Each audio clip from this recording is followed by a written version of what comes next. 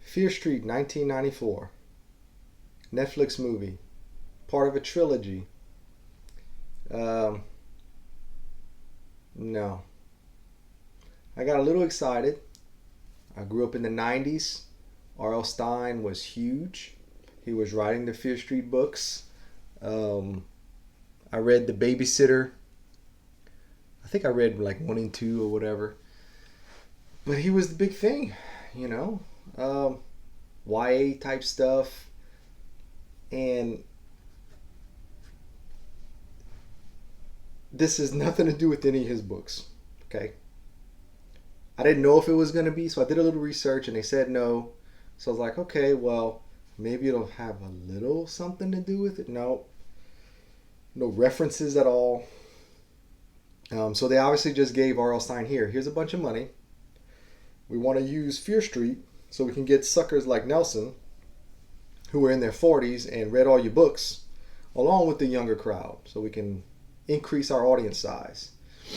And it's probably working pretty well. I'm sure there's a lot of people my age that are watching, and it's bad. Like it's bad. they The kills were very generic. They There was only one invented one like that was cool. You know, like, oh, now that's finally a cool kill, and it was towards the end of the movie. But the rest of them were just generic people getting stabbed or their throat slit. The main character was annoying. Um, there was one character who was funny. He made me laugh out loud a couple times. I kind of chuckled. But man, you just don't care. They try to make you care about the main character. Um, she's a lesbian, and her girlfriend, broke up before the movie started, right? So that's how they want you to sympathize with her. The issue is they kept bringing up, what her and her girlfriend went through when they got supernatural beings trying to murder them. And so it's obvious they had a little bit of an agenda to push, and I'm not quite sure why. I mean, I think we live in a day and age now where you don't need to do that. But anyway, nonetheless, they did it, and it really takes away from the movie.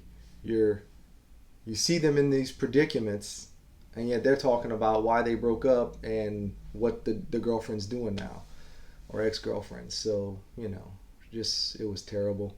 I felt like I was watching a Nick Jr. or a Disney Junior show for teens. Um, about be yourself and all that kind of stuff. I'm like, man, I'm here to watch people, kill. I don't want to keep getting reminded that there are people who go through things in life. I mean, I understand that, but I'm watching a horror movie. So I don't know, man. It's just not very good. Uh, if I have to rate it, it's gonna be a four, maybe, just because five is supposed to be average or middle of the road, and this is not even that. I mean, I don't want to give it a two or a three because I mean there was some production value to it. It looked nice.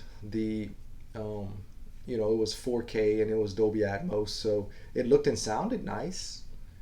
Um, but they had just the writing was awful. So the next one, the 1978 one, that trailer actually looks okay. So we'll see. It takes place at a camp, kind of like a Friday 13th type thing.